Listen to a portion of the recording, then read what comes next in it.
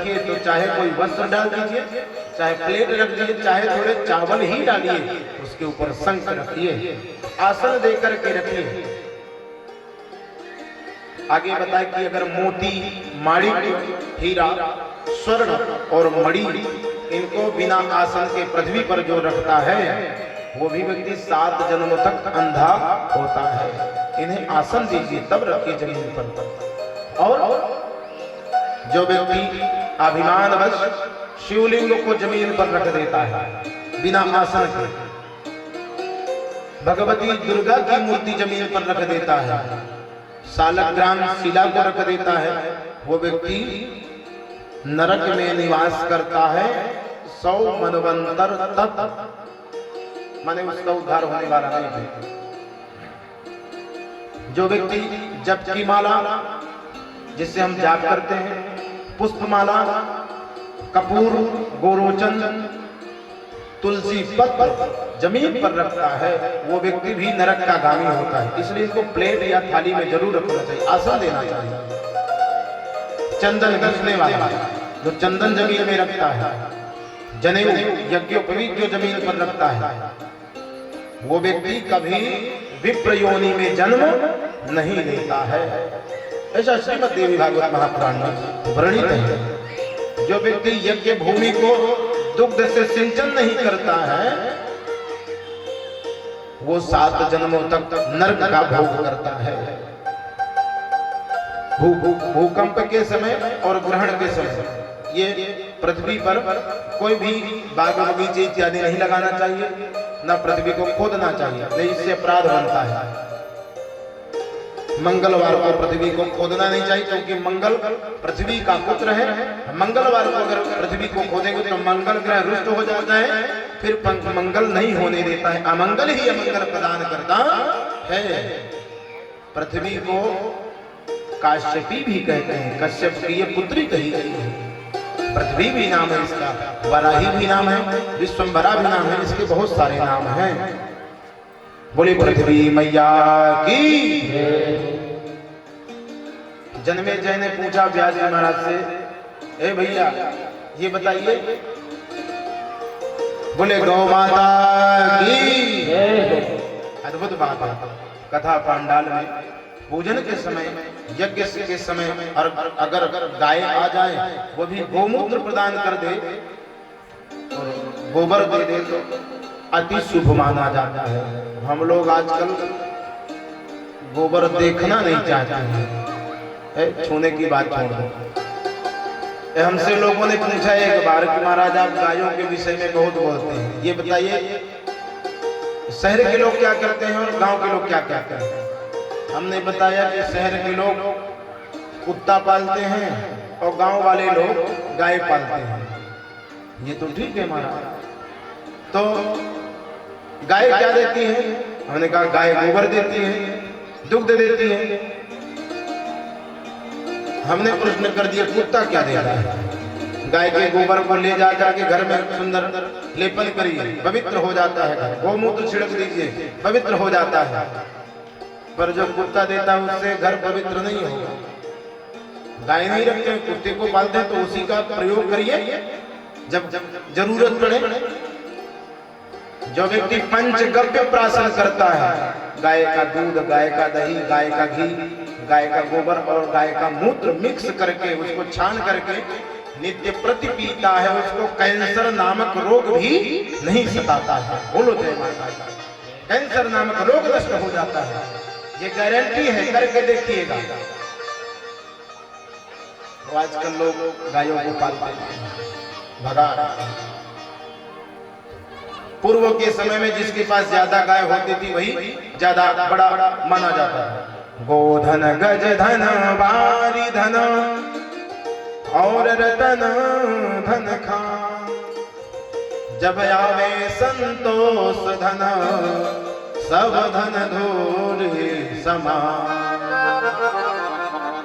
गाय को धन कहा जाता है। देख लीजिएगा एक विशेष बात, जिस दिन इस पृथ्वी से गोवंश चला जाएगा उस दिन इतनी बीमारियां आएंगी, इतनी बीमारियां आएंगी, कोरोना जैसे बीमारी कि लोग जीना पसंद नहीं करेंगे, मरना पसंद करेंगे। बोलिए जय माता दी। कोशिश करिए कि एक गाय जरूर पाले हैं जो भ्रमण कर रहे हैं, गायों को मुक्त कर देते हैं। दूध खा लिया और छोड़ दिया गाय को, ये नहीं करना चाहिए। गंगा की भी बहुत बड़ी महत्वता कही गई है। गंगा कैसे प्रकट हुई ये बताया व्यास जी महाराज ने। एक सगर नाम के सूर्यवंश में राजा हुए, उनकी 2 पत्नियां थी। एक का शैव्या नाम था, एक का वैदर्भी। शैव्या के असमंजस, अंशुमान इत्यादि पुत्र हुए। वैदर्भी के पुत्र नहीं हुए तो उसने शंकर जी की आराधना करी। हे भोलेनाथ कृपा करिए, शंकर जी प्रसन्न हुए। क्या चाहिए? पुत्र चाहिए। आशीर्वाद दिया, पुत्र होगा तुम्हारे। कालांतर में एक मांस का पिंड प्रकट हुआ। डर गई देवी, शिव जी को पुनः पुकारा। भगवान शिव जी आए, उस मांस पिंड के 60,000 टुकड़े कर दिया शिव जी ने। तो 60,000 पुत्रों में वो परिणित हो गए। बोले शंकर भगवान की जय हो। राजा सगर यज्ञ करने लगे। यज्ञ से इंद्र को ईर्ष्या हुई और घोड़ा चुराया इंद्र ने। घोड़ा खोजने के लिए 60,000 पुत्र चल दिए। कपिल मुनि के द्वारा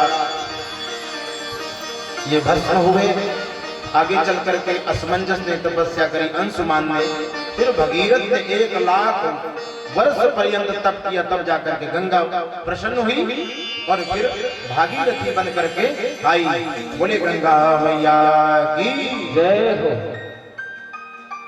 जन्मे जय जी ने कहा महाराज ये तो गंगा की जो उत्पत्ति आपने बताया, ये तो गंगा प्रकट हुई मृत्यु लोक में। वास्तविक गंगा का जन्म कहां से हुआ, गंगा की उत्पत्ति कहां से हुई, ये बताने की कृपा करें।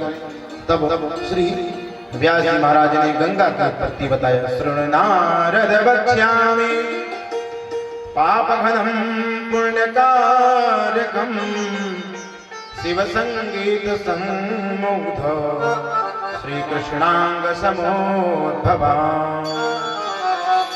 एक बार संगीत बज रहा था। भगवान शंकर जी वहां पर विद्यमान थे, सारे देवता विद्यमान थे। तो राधा और कृष्ण जल रूप में परिणित हो गए।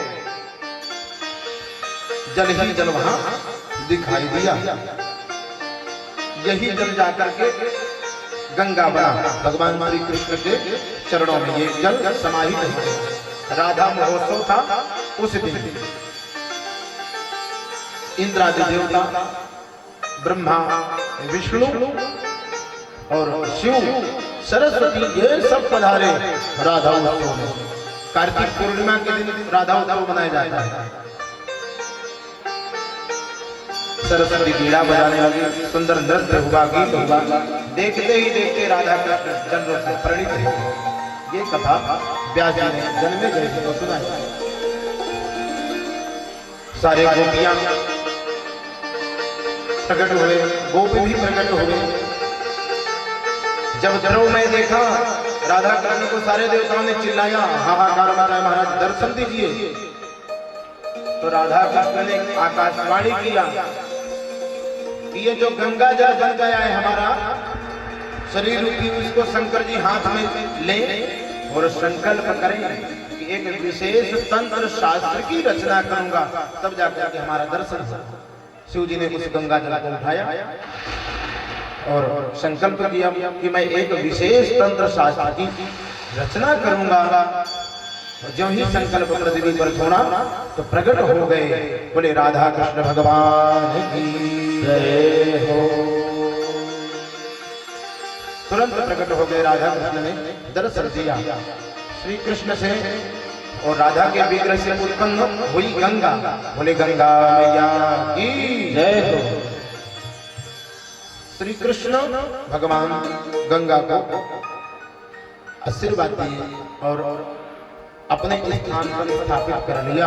कृष्ण भगवान काले पंच सहस्राब्दे समतीते सुरेश्वर स्वगता सा महाभाग तन्मे व्याख्यातु बर्हसि। गंगा गोलोक में भी राजा हो गई। बहुत दिन हो गया गंगा को रहते रहते। एक दिन गंगा ने चंद्रमा के समान भगवान श्री कृष्ण को देखा। देख करके मोहित हो गई। मोहित होकर के भगवान के सौंदर्य का पान करने लगी। इतने में राजराजेश्वरी सर्वेश्वरी कृष्ण की प्राण वल्लभा राधा वहां पर पहुंच गई 30 करोड़ गोपियों के साथ। बोलिए राधा रानी की जय हो। और राधा जब आई ऊंचे सिंहासन पर बैठ गई।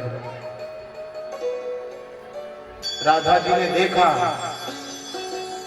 अरे परब्रह्म श्री कृष्ण, ये बताइए देवी कौन है जो आप की तरफ देख रही है, मुस्कुरा रही है, रूप सुधा का पान कर रही है, आप भी उसकी तरफ देख रहे हैं, कौन है?